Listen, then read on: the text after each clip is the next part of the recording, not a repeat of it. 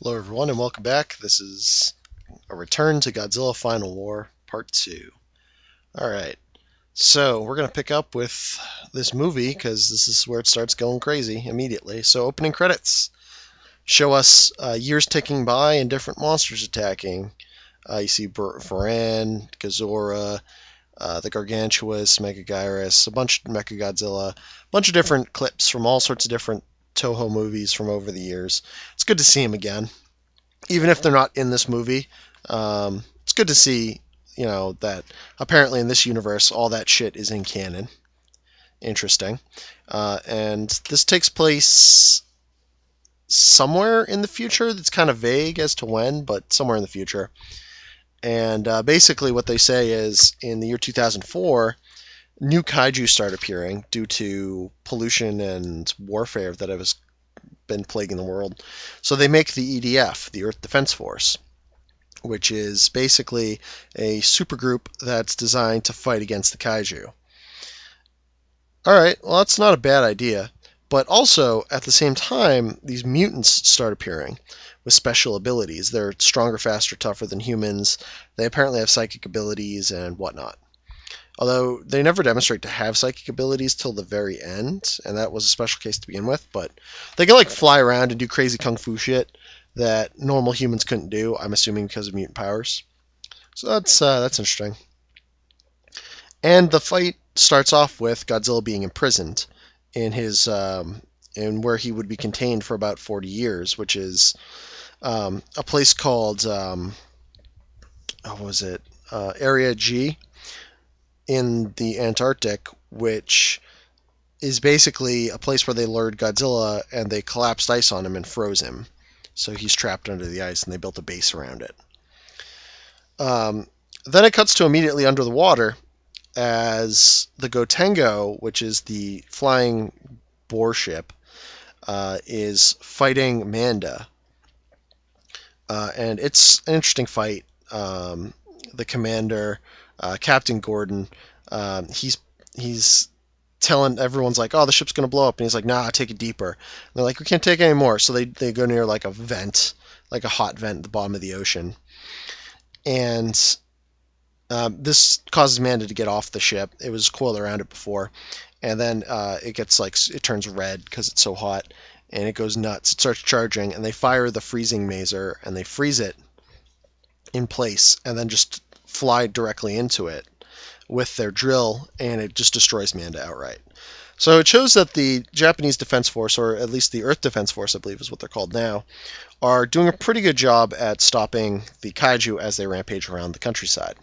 They're doing a much better job than they had been, and their technology seems sufficiently advanced. They have several of these ships, although the Gotengo, I believe, is the oldest. It's like the flagship. But they have other ships that don't have drills in the front. They just sort of fly around and destroy things. I guess they can't go underwater. I don't know if that's true or not because we never see them go underwater, but who knows.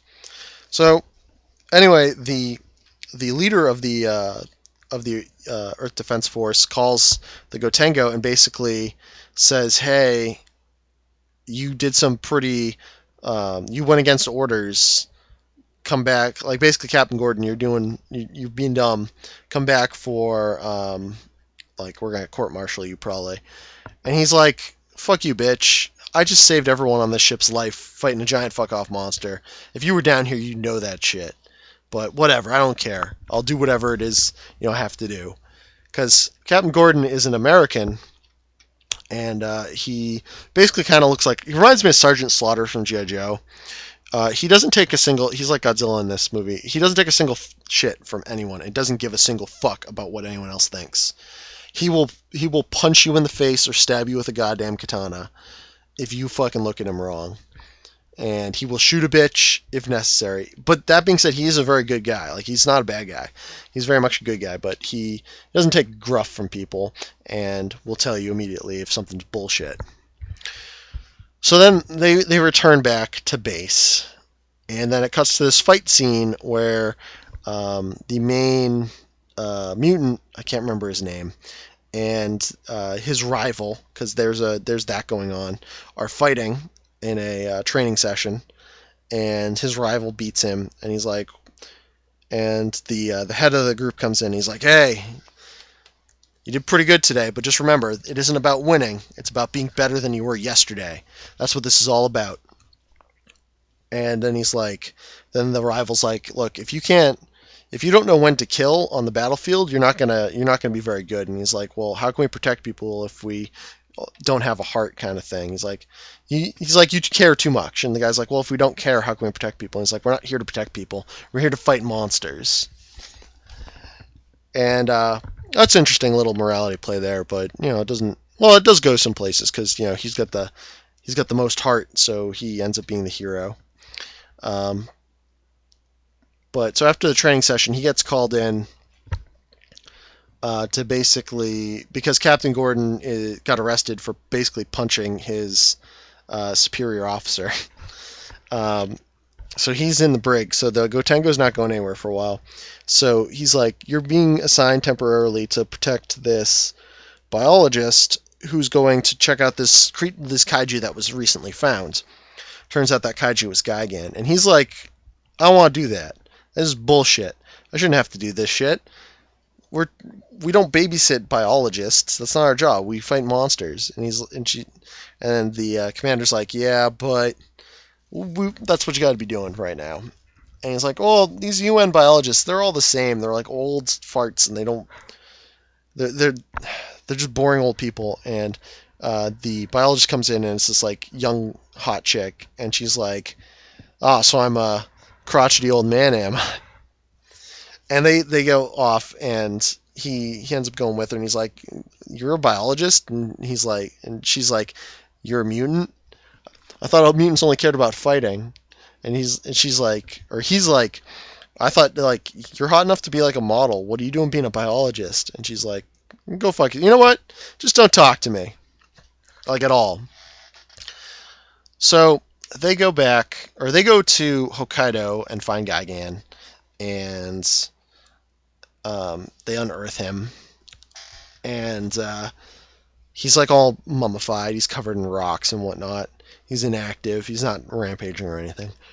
They find out that he has unusual cells inside of him, M-base, the same thing that the mutants have, which is strange. They posit that might be how M-base got introduced into humans in the first place, was exposure to this thing. So that's interesting. And at that point, they hear voices call out to them, and they get transported to Infant Island, and they talk to the Shobinjin, and the Shobinjin explain that that's Gigan, and it's an ancient monster that used to fight with Mothra, and how it's basically evil incarnate, and how its cells are evil, and that evil is inside all the mutants, but that you decide whether or not you're good or evil. No one can tell you if you're good or evil. That's your decision to make. I mean, it may not be an easy one, but that's what you got to do. And they give him a token, which is Mothra's holy symbol basically. And they go back and they're like, that was really fucking weird. Why were there little talking fairies on a strange magical place? I don't know. That was kind of strange. So then the shit starts kicking off because monsters start appearing all over the place. Like, what is it? Kamacuras. Kamacuras attacks Paris. Kumunga attacks Arizona, which is the funniest one because all the other guys attack like a big city. They're all like in a city rampaging around. And Kumunga is just like, there's one guy in a trailer and he smashes the trailer and that's it. That's the only guy that lives in Arizona. There are cities in Arizona, Toho. There's like big ones. Okay, whatever. King Caesar attacks Okinawa. You see him stomping around. Anguirus attacks Shanghai. Rodan attacks New York. And there's a funny cutscene of what Toho thinks happens in New York, where there's like this guy who's dressed like a pimp, and this cop, and a drunk guy. And the cop is towing the pimp's car. And the pimp's like, nah, man, it's cool. You don't have to tow my car. He's like, look, sign says no parking, no parking. And they go back and forth, and the pimp pulls out a gun, and then the cop pulls out a gun, and then Rodan shows up. And the drunk guy's like, holy shit, it's a giant bird. It's like, apparently that's what Toho thinks goes on in New York City. So that's kind of crazy. So then Zilla attacks in Sydney, and Abira attacks near Tokyo. Okay. Well, you don't get to see a lot of that, but you get a lot to see a lot of Ibira's attack. Ibira is smashing up like this power plant or something like that, something near the water, and they send in the mutants to take them out, the EDF, and they're running foot and they're jumping around like crazy, dodging fallen buildings, and they're shooting up the lobster, and eventually they fight back and forth, blow off one of its claws, and he jumps onto its back and is about to kill it when it gets transported away. Uh-oh. What's transporting things away? It's a good question. Cuts to all the other spots. All the other ships are getting attacked by the different monsters in various ways, or trying to fight them off. When all of a sudden they get beamed up by these little, like, kind of pyramid-looking things. It's almost like a pyramid, but it's kind of like more. It's like longer on one end. So it's kind of like almost like a doorstop. And they fly around. They beam up all of the flying wedge is basically what they look like. They beam up all the monsters into the ships, into the little flying wedge. And then the mothership comes down, and all of the little flying wedges dock. And it comes down over point 0, which is, or point 00, which is the headquarters of the EDF.